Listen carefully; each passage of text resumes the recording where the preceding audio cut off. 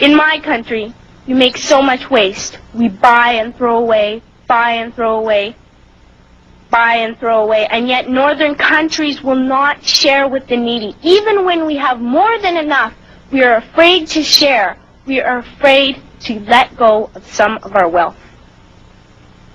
In Canada, we live the privileged life with plenty of food, water, and shelter. We have watches, bicycles, computers, and television sets. The list could go on for 2 days. 2 days ago here in Brazil, we were shocked when we spent time with some children living on the streets. This is what one child told us. "I wish I was rich. And if I were, I would give all the street children food, clothes, medicines, shelter, and love and affection. If a child on the streets who has nothing is willing to share, why are we who have everything still so greedy?" I can't stop thinking that these are children my own age, that it makes a tremendous difference where you are born. That I could be one of those children living in the favelas of Rio. I could be a child starving in Somalia, or a victim of war in the Middle East, or a beggar in India. I am only a child, yet I know if all the money spent on war was spent on finding environmental answers, ending poverty, and finding treaties, what a wonderful place this earth would be. At school, even in kindergarten, you teach us how to behave in the world.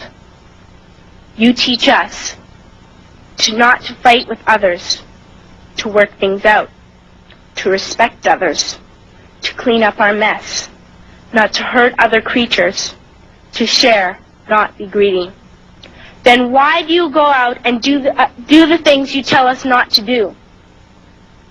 Do not forget why you are attending these conferences, who you're doing this for. We are your own children. You are deciding what kind of a world we are growing up in.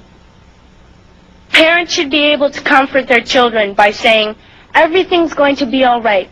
It's not the end of the world, and we're doing the best we can."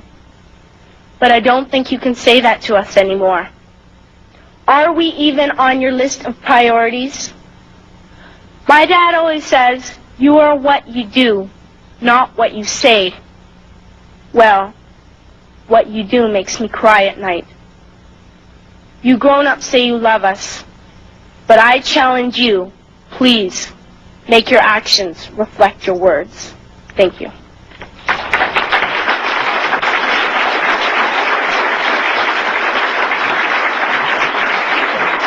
You see, global corporations not only fund and develop large technological and military projects here and abroad, they also own the consumer industry and production, as well as all of the important media. By owning the vast majority of what we hear and see on a daily basis, we have been manipulated on a mass scale as to regards to what we believe and desire, both socially and politically. Edward Bernays, the nephew of world-famous psychoanalyst Sigmund Freud, would study group dynamics and become the father of public relations. He authored the book Propaganda in 1928. In it, he described how to intelligently and consciously manipulate the habits and opinions of the masses within a democratic society. He went on to state that those who harness this unseen mechanism of society constitute an invisible government and are the true ruling power. It is they who pull the wires which control the public mind, who harness old social forces and contrive new ways to bind and guide the world. The average American is distracted, mindless, worried about minuscule things, celebrities, as if it was their own family members. And this is by design, because the powers that be, who own the media, know how our brains work. They know scientifically how the human mind functions. They know about sociology, and they are using the media, and have used the media for decades now, to entertain people with issues that don't really matter. When you have the big news networks covering celebrity issues as if it's the most important thing, it becomes the most important thing. And this is not by accident. This is to keep us out of the way. Because if you're worried about the latest celebrity death or the latest celebrity couple or the celebrity breakup or your sports team having a shot at the Super Bowl or the World Series, there's so much information about those issues that can be discussed that will mesmerize people, and they won't know or care about the real issues that are out there. Well, I think this is just one more piece of evidence of the degree to which the media, supposedly the watchdogs, has become the gatekeeper of the system. Mainstream media are, first of all, nearly all of them corporations, nearly all of them now publicly held, part of the whole Wall Street financial system that they're supposed to report about objectively, but they can't. They right now, in October of 2009, they are celebrating the recovery of the biggest banks in New York and saying that the recession is over. Of course, there are a few problems, like foreclosures are going on, unemployment is rising. All of this is affecting the American people. It's not affecting the financial elite who also control the media. Bernays successfully identified the invisible empire which controlled the minds of men. So as the populace is mesmerized and hypnotized by powerful behind-the-scenes forces, as they are distracted by the latest celebrity scandal, the newest cell phone, and their favorite sports team, this network disguises itself, remaining in the shadows. Again, we see people of the highest levels of power involved in the most repulsive and decadent of crimes. They couldn't care less about the code of conduct that's taught in all major religions about treating others the way that you want to be treated. And then they masquerade, they put this false front on that they're like everybody else, because your average person wants to do right, believes in some sort of a karma, believes in some sort of a divine justice in the universe. And so these people need to put on this front that they're like the average Joe in middle America, that they go to church every once in a while, and that they believe in an afterlife and a divine justice. And so they have to put on this front that they're like everybody else in order to get elected and to be accepted and to not have people look at them suspiciously, because if somebody goes around and openly admits that they were an atheist or that they were of some obscure religion, people aren't going to throw their support behind them as much, and they're not going to trust them as easily. The reality of this behavior is never revealed to the public, as the media keeps any revelations quiet. Unfortunately, these type of activities continue to this day. And those people who have been yelling, oh, the UN's going to take over global Conspiracy theorists. They've been crazy, but now... Line, you're on the air. Hello. Hello, Art. Yes. Hi. I don't have a whole lot of time. Well, look, let's begin by finding out whether you're using this line properly or not. Area 51. Yeah, that's right. Were you an employee or are you now? A former employee. Former employee. I was let go on a medical discharge about a week ago, and I've kind of been running across the country. Oh man, I don't know where to start. They're gonna they'll triangulate on this position really soon. So you can't spend a lot of time on the phone. So give us something quick. Okay. Okay. What we're thinking of as aliens are they're extra-dimensional beings that an earlier precursor of the space program made contact with. I had access to this document. I had a chance to read it. And having been exposed to it, I must tell you honestly that my life has never ever quite been the same.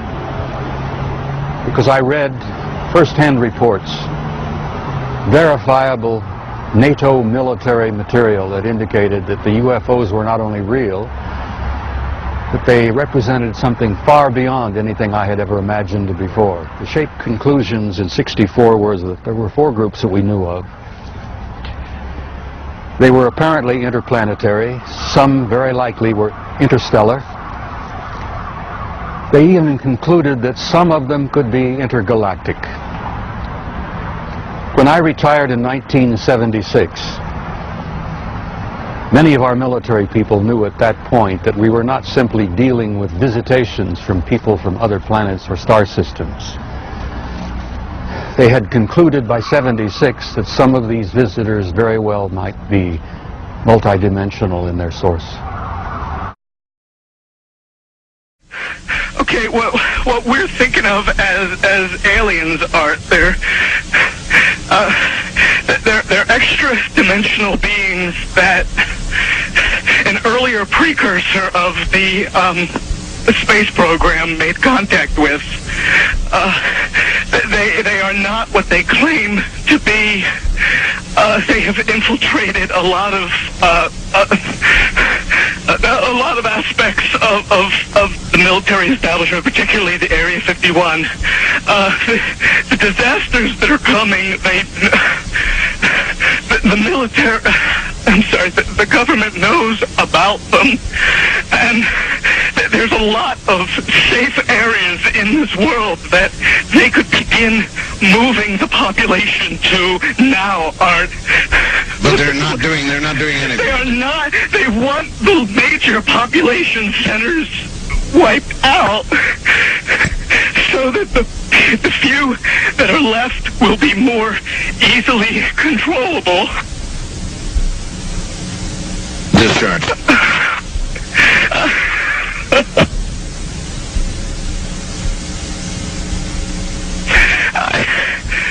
I started getting...